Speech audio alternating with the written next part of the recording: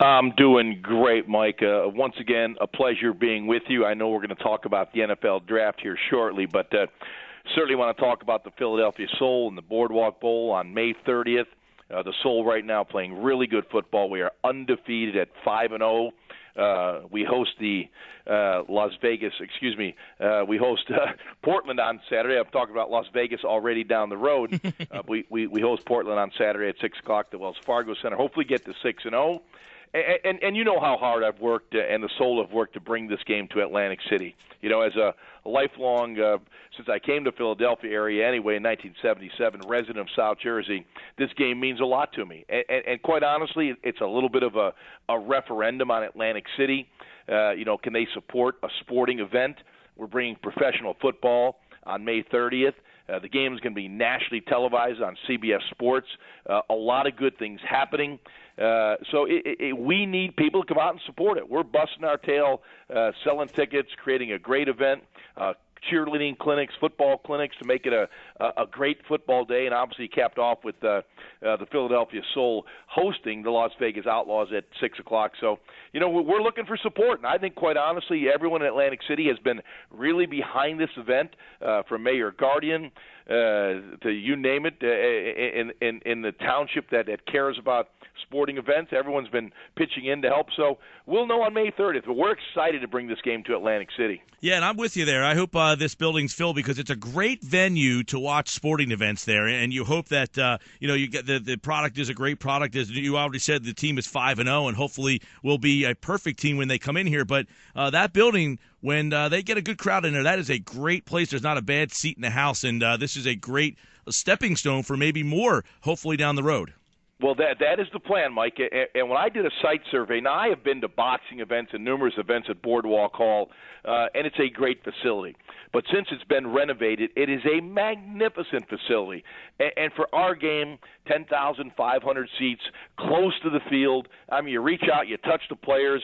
If a ball comes in the stands, or you can keep it. If a player comes in the stands, please throw him back. We need him. But it's that kind of game. And Boardwalk Hall is perfect for this event. Our players are really excited about it. Vince Neal from Motley Crue is the owner of the Las Vegas team. He's excited about bringing this game to Atlantic City. So we've got all the bases covered, and you are correct. Boardwalk Hall is a magnificent facility.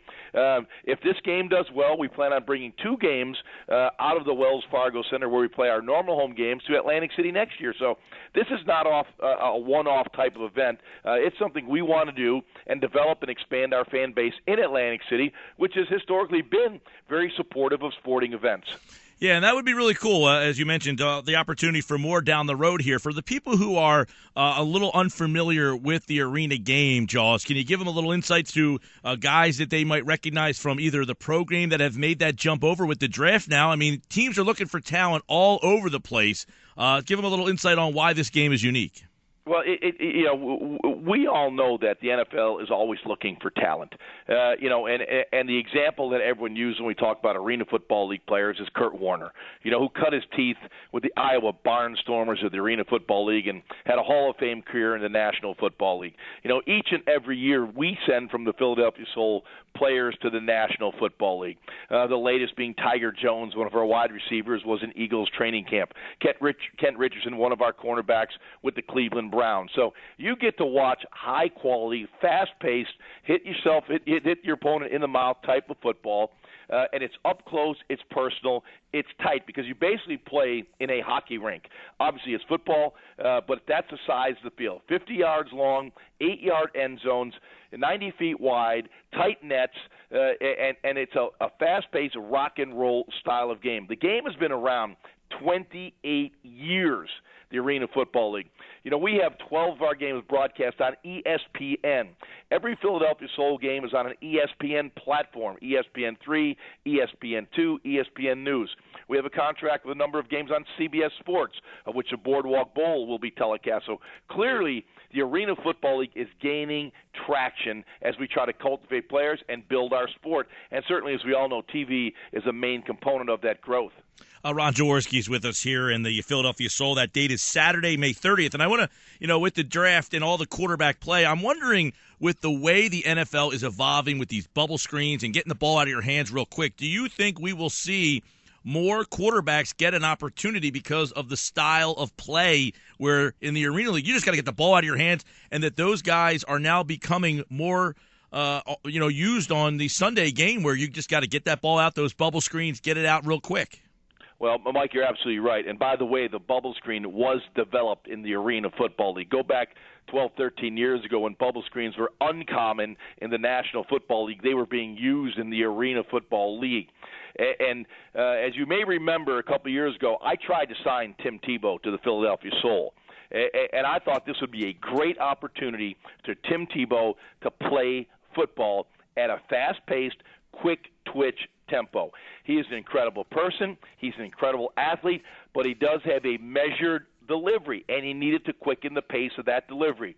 This would have been the perfect opportunity for Tim Tebow, like Kurt Warner, develop his game in the Arena Football League where there's quick pressure. You're not always throwing from a perfect platform. The ball must come out quick with good touch and velocity. It would have been the perfect opportunity for him. He decided he wanted to pursue his career in the National Football League, obviously just re-signed with the Philadelphia Eagles. We'll see how that plays out. But there are a lot of quarterbacks that need to play. The only way you get better is to play.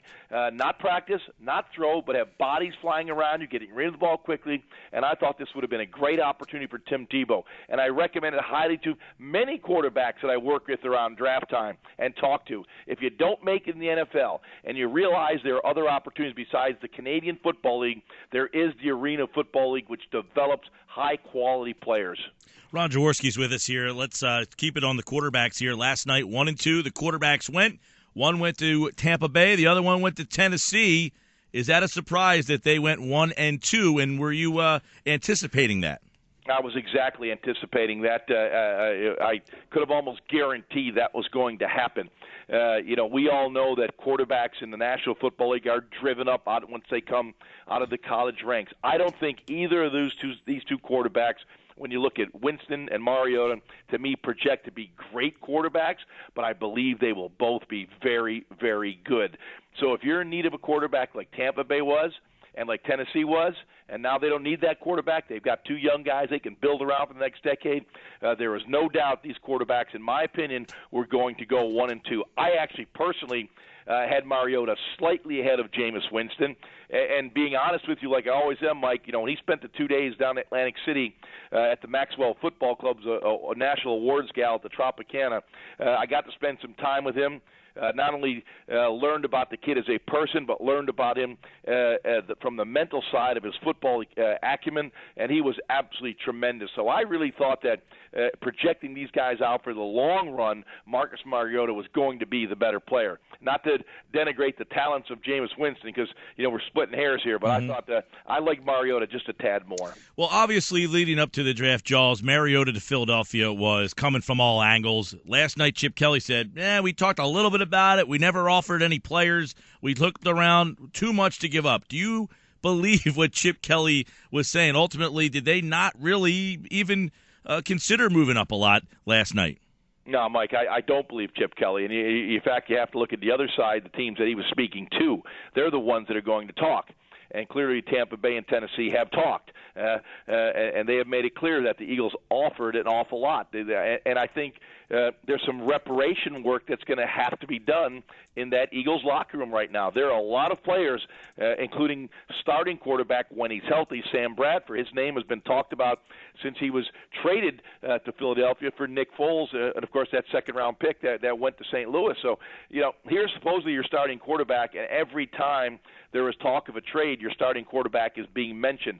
I'm not sure Sam Bradford feels very loved right now as a starting quarterback of the Philadelphia Eagles. It's almost like by default he's your quarterback. So there's some reparation that needs to be done. We've heard the names Cox and Kendricks and Boykin in all these discussions. And, of course, the Eagles, they have to deny it. It's their team. But when you hear the other teams saying it and the players that were involved, that adds validity and credibility to the speculation.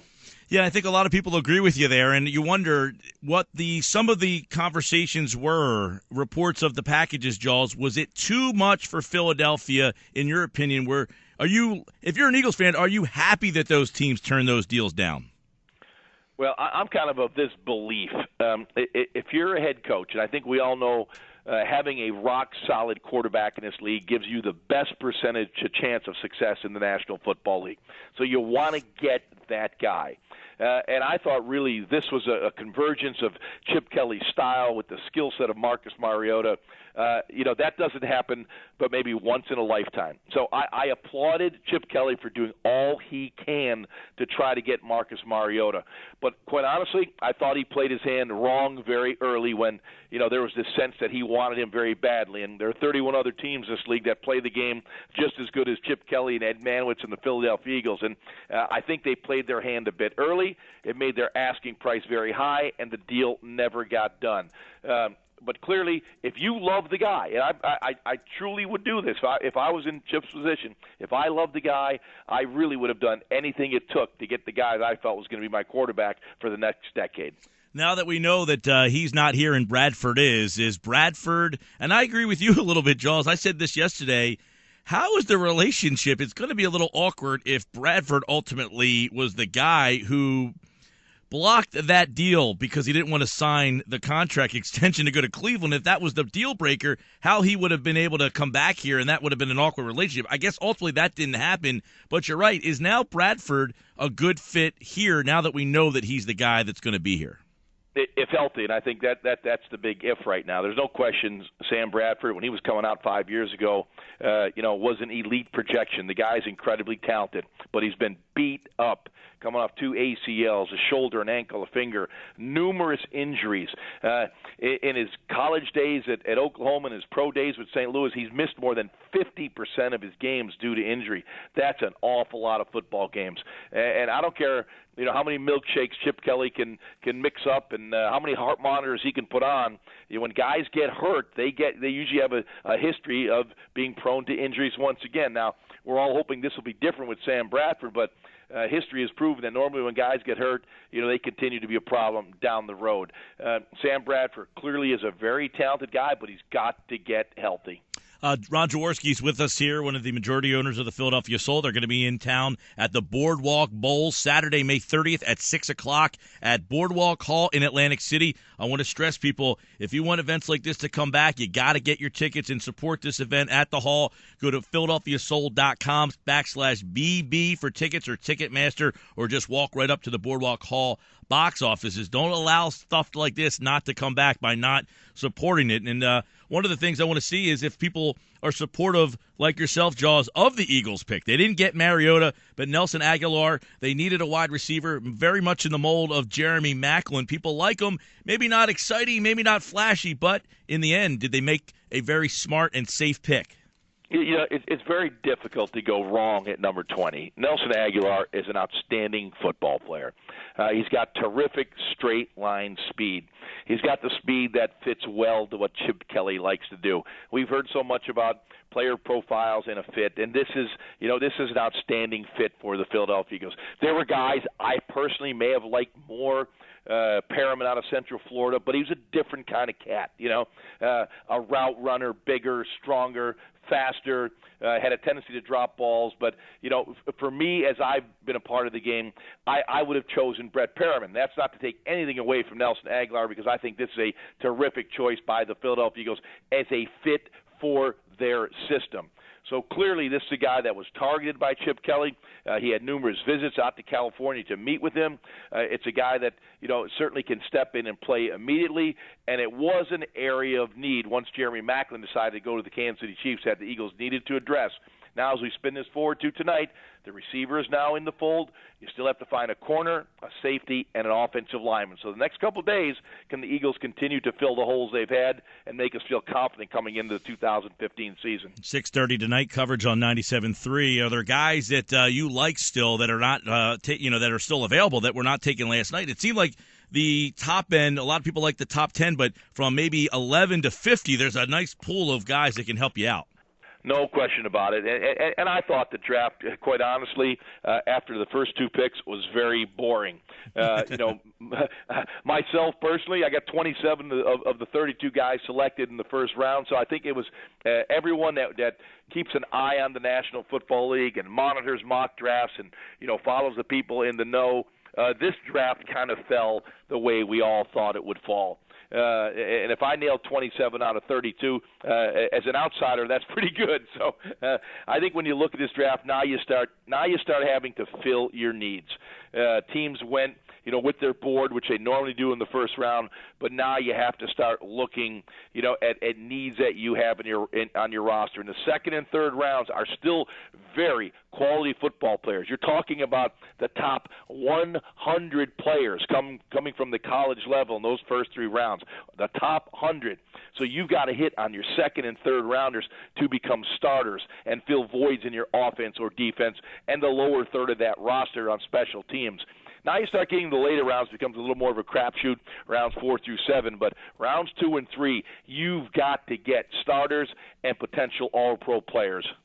A lot of fun the next couple of nights for some of these kids, and we'll see what the DraftKings Boardwalk Bowl is Saturday, May 30th at Boardwalk Hall. And Jaws, this is one of these things where you mentioned they got to get the support, you got to come out. How did this, all come out? What made you decide to come to Atlantic City with this game?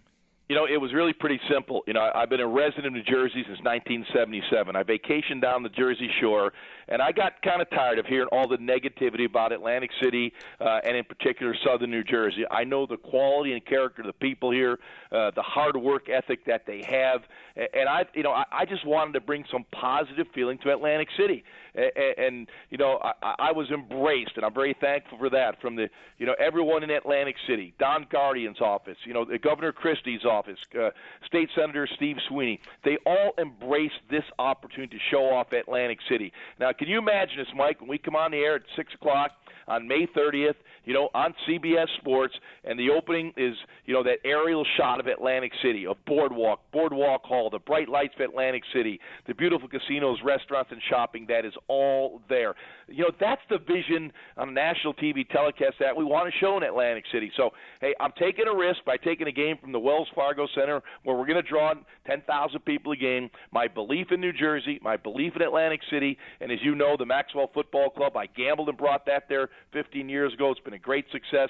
My golf outing, which has raised close to $5 million for at-risk youth in our community, has been a great success down the Jersey Shore. I'm expecting people to embrace what we're doing at the Philadelphia Soul and create jobs and opportunities in Atlantic City. Well, it should be a lot of fun, and we hope that, as you mentioned, the kids support it. And I think the people out there listening should certainly get out there. The tickets are at Ticketmaster. It is Saturday, May 30th, Boardwalk Hall in Atlantic City, and hopefully the team comes in, as you mentioned, at 9-0. They are 5-0 right now, and it is cool. Atlantic City and Vegas, how they set that up to get a little battle going. Vegas got the beat this weekend, where the fight will be out there with Mayweather and Pacquiao, and then, of course, the two, Atlantic City and Vegas, will have battle on the football field in just a couple of weekends. Ron Jaworski, everybody, the Soul in town on May the 30th at Boardwalk Hall. Jaws, it's always great to catch up, pal. Great, Mike. Look forward to speaking with you down the road as we get closer to May 30th because we're going to kick some butt against Las Vegas. Take care, man. A lot of fun. Right.